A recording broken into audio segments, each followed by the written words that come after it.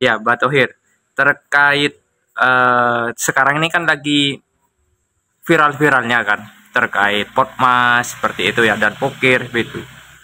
Mungkin bisa dijelaskan di situ dari semua kronologinya ataupun yang lainnya seperti apa? Baik, terima kasih Mas. Ini memang sangat menarik kalau menurut saya karena lagi weekend ya, di mana KPK saat ini sedang lagi melakukan penyidikan terhadap dugaan atau korupsi Pokmas DPRD Provinsi Jawa Timur. Kalau saya diminta menanggapi hal tersebut, kami sangat-sangat intens selama ini untuk mengamati dan mengikuti persoalan yang saat ini sedang melanda atau tsunami sedang melanda di DPRD Provinsi Jawa Timur. Adalah sangat layak dan sangat tepat sekali ketika KPK melakukan penindakan atau tindak lanjut dari kasus yang sebelumnya menimpa Wakil Ketua DPRD Jawa Timur yaitu saat Simanjuntak itu. Sebenarnya kalau kita bicara tentang persoalan dugaan yaitu terkait pokir atau pokmas itu di Bangkalan saja bisa ada benarnya ketika ada pernyataan salah satu penyidik KPK itu adalah fiktif ditengarai seperti yang dikatakan oleh Pak Asep bahwa ada 14.000 di Provinsi Jawa Timur itu yang diduga pokirnya itu atau pokmas itu fiktif. Ketika bicara data, karena saya lebih konsisten di Bangkalan, yang saya ketahui bahwa di Bangkalan tahun 2023 saja itu dari Pokmas itu ada 909 titik. Namun itu data. Namun saya nggak tahu apa itu betul-betul semua terrealisasi ataupun tidak. Ya biarlah publik atau masyarakat yang tahu terkait itu. Tapi saya lebih berharap begini. Ketika untuk membuktikan antara data dan fakta, kita bicara lingkup Kabupaten Bangkalan saja, dari 909 titik itu sudah luar biasa. Itu yang hanya menyangkut Pokmas DPRD Provinsi Jawa Timur. Bangkalan dengan luas wilayah sekian, kemudian ada 200 kurang lebih 78 atau 73 desa. Ketiga 909 itu dibagi per desa saja paling enggak antara 3 titik ketika dibagikan ke desa. Uniknya ini yang dari provinsi kita punya perwakilan DPRD kita di provinsi ada 5 personil. Kemudian punya perwakilan di DPR RI ada 3 anggota di DPR RI. Kemudian ada 50 anggota DPRD di tingkat kabupaten.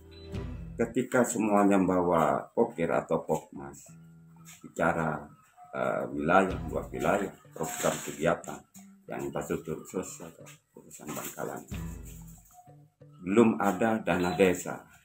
Kalau di desa saja, setiap dana desa dikerjakan 1 titik saja, seluruh Kabupaten Bangkalan. Ditambah lagi yang ada 909 titik dari Pokmas Provinsi. Kemudian dari DPRD tingkat kabupaten ada 50 anggota. Kalau kemudian pokirnya senilai 1 M saja, dibagi kemudian menjadi dikali 50, kemudian kalau dibagi 200 juta itu kurang lebih 250 titik yang dari DPRD tingkat kabupaten. Belum dari yang dari pusat, belum yang reguler. Reguler itu dari anggaran APBD tingkat kabupaten melalui dinas PU atau PRKP. Maka kalau bicara pembangunan di Bangkalan, kalau ada publik atau masyarakat menilai pembangunan di Bangkalan tertinggal, pembangunan di Bangkalan itu menurun, jalan-jalan rusak, infrastruktur di tingkat desa rusak, itu menurut saya bohong. Kenapa saya bilang bohong? Kalau ditinjau dari data. Berbeda lagi kalau ditinjau dari fakta, ya kita publik yang bisa menilai. Bayangkan ada berapa ratus titik yang akhirnya ketika disondingkan dari dana desa, dari program reguler dari Pemkab Kabupaten Bangkalan, belum Pokmas atau Poker dari provinsi, belum lagi dari pusat. Selesai kalau bicara urusan Bangkalan. Maka saya prihatin sekali, responan itu sangat prihatin. Saya selaku bagian dari warga masyarakat Bangkalan, maka saya support dan apresiasi terhadap KPK yang telah melakukan audit atau penyidikan terkait dana hibah Pokmas di Provinsi Jawa Timur. Saya berharap juga nanti ada sinergi penyidikan ketika nanti sudah selesai di Provinsi Jawa Timur, sinergikan, sondingkan data, kemudian audit, investigasi, melakukan turba ke bawah. Jangan-jangan selama ini dari sekian program, baik itu DPRD Provinsi Jawa Timur, dari pusat, kemudian DPRD tingkat kabupaten, dana desa, itu disinergikan. Jangan-jangan hanya terjadi fiktif atau ada tumpang tindih kegiatan di bawah. Jadi publik juga perlu informasi transparansi dari pemerintah, baik itu Kabupaten Bangkalan, provinsi sampai dari pusat. Karena pengawasan terbaik saat ini adalah pengawasan yang dilakukan oleh masyarakat. Menurut saya begitu. Mungkin ada hal lain. Mungkin ada saran atau harapan lah dari kejadian ini, Bah. Oke, terima kasih.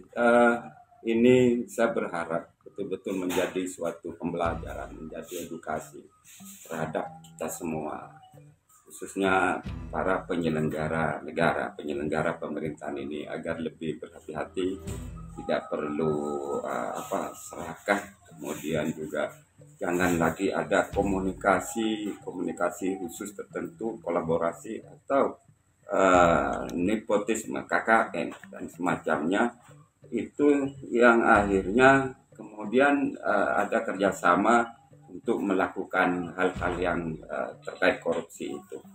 Contoh misalkan DPRD itu sudah diberi jatah dana aspirasi, yaitu poker itu, pokok-pokok pikiran rakyat itu. Namun terkadang ada beberapa oknum anggota DPR atau anggota DPRD yang masih menyentuh atau meminta atau intimidasi, yang akhirnya di luar poker itu masih meminta pekerjaan proyek-proyek di luar itu. Nah, itu saya sangat menyesalkan, sangat menyayangkan itu. Untuk itu, mulai hari ini kami bersama teman-teman aktivis lainnya melakukan audit data dulu, kemudian nanti akan melakukan investigasi ke lapangan untuk mencari tahu di mana dugaan-dugaan penyimpangan itu yang akan disumbangsikan terhadap baik itu BPK maupun KPK. Begitu. Oke, terima kasih Mas ya. Yeah. Cukup ya. Terima kasih.